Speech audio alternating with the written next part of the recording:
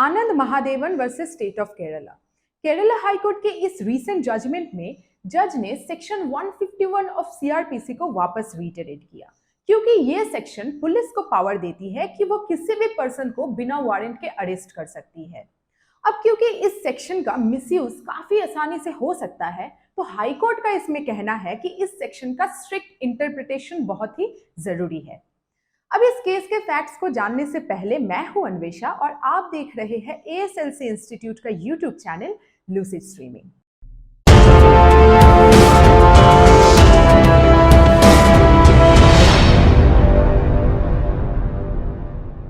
तो दोस्तों, इस केस में पिटिशनर थे खुद एक एडवोकेट।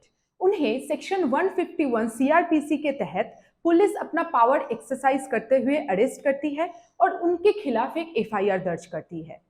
पुलिस का ये कहना है कि वो पब्लिक पीस को ब्रीच कर सकते हैं और अगर उन्हें अरेस्ट नहीं किया गया तो ये पब्लिक के लिए एक खतरा हो सकता है। इस वजह से 25 दिसंबर 2021 को दोपहर 1 बजे उन्हें अरेस्ट कर लिया गया। पर दोस्तों, यह मजे की बात यह है कि पिटिशनर का कहना है उन्हें कभी अरेस्ट किया ही नहीं गया। उन्हें सिर्फ पुलिस स्टेशन बुलाया गया था अपने इंफॉर्मेशन शेयर करने के लिए और उन्हें इमीडिएटली छोड़ भी दिया गया। उन्हें ये तक नहीं बताया गया कि उनके खिलाफ अरेस्ट रिकॉर्ड हुई है और एफआईआर दर्ज की गई है। उनका ये दावा था कि उन्हें पॉलिटिकल मोटिव से फंसाया जा रहा है और वो कभी भी किसी क्राइम के साथ इन्वॉल्व थे ही नहीं।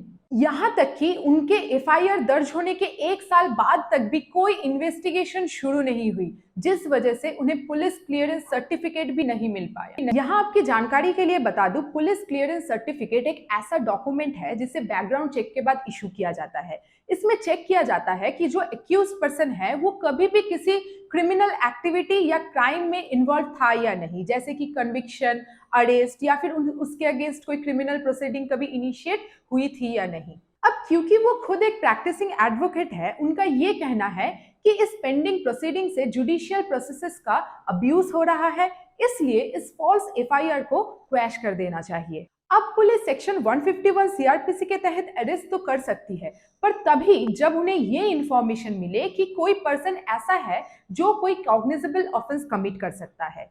इसका मतलब ये कि नॉलेज के साथ साथ पुलिस को ये विश्वास होना चाहिए कि वो उस पर्सन को अरेस्ट किए बगैर उस कॉग्निजेबल ऑफेंस को कमिट होने से रोक नहीं सकता। अब ये सेक्शन प्रिवेंटिव जस्टिस के कॉन्सेप्ट पर बेस्ड है, यानी कि अगर हम किसी क्राइम को होने से पहले ही रोक सकते हैं तो यहाँ जरूरी ये होता है कि हम ऐसा करें, ना कि उस क्राइम के कमिट होने का वेट करें। तो इसका मतलब ये कि इमिनेंट डेंजर का प्रेजेंट होना भी मैंडेटरी है। अगर ऐसा नहीं है तो फिर अरेस्ट करना बिल्कुल ही गलत होगा। अब इस केस में लर्नेड पब्लिक प्रोसिक्यूटर पिटिशनर के कंटेंशन को गलत साबित करने के लिए कोर्ट के पास ये कहते हैं कि उन्हें अरेस्ट किया गया था पर इमीडिएटली बेल पे रिलीज भी कर दिया गया।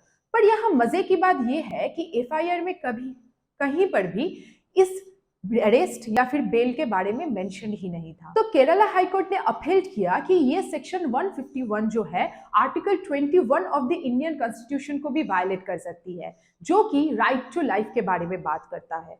अगर हम इस सेक्शन के मिसयूज को ना रोक पाए तो फिर लोगों की लिबर्टी पूरी तरीके से खत्म हो सकती है। इसी चीज को फर्दर एक्सप्लेन करते हुए हाई कोर्ट ये कहते हैं कि जब तक कोई बोनाफाइड मटेरियल या फिर कोई भी एविडेंस अक्यूज्ड के खिलाफ नहीं मिल जाता, तब तक सेक्शन 151 के अंदर पुलिस अक्यूज्ड को अरेस्ट नहीं कर सकती है। और इस केस में भी कोई भी एविडेंस मिला है या नहीं, इस बारे में एफआईआर में कुछ भी मेंशन नहीं किया गया था। इस वजह से हाईकोर्ट का ये कहना है कि ये जो एफआईआर है ये मिसयूज ऑफ कोर्ट प्रोसीडिंग्स है, इसलिए हाईकोर्ट ने इस एफआईआर को क्वैश कर दिया अंडर सेक्शन 482 ऑफ सीआरपीसी, जो हाईकोर्ट्स को ये पावर देती है कि अगर कोई भी प्रोसीडिंग ऐसा है जो हाईकोर्ट या फिर जुडिशियरी का टाइम वेस्ट कर रहा है या फिर प्रोसीडिंग्स का मिसयूज कर रहा है, तो वो उन प्रोसीडिंग्स को क्वैश कर सकते हैं। तो दोस्तों, ऐसा पहली बार नहीं है कि इस सेक्शन के स्ट्रिक्ट इंटरप्रिटेशन के लिए कहा जा रहा है।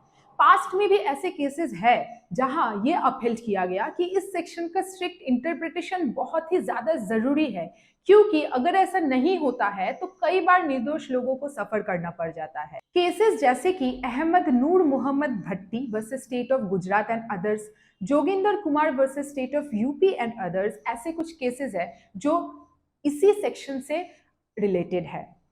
तो दोस्तों, आपकी इस विषय पर क्या राय है, हमें कमेंट्स पे जरूर लिखिएगा और लूसिड स्ट्रीमिंग को सब्सक्राइब करना ना भूलें। Thanks for watching.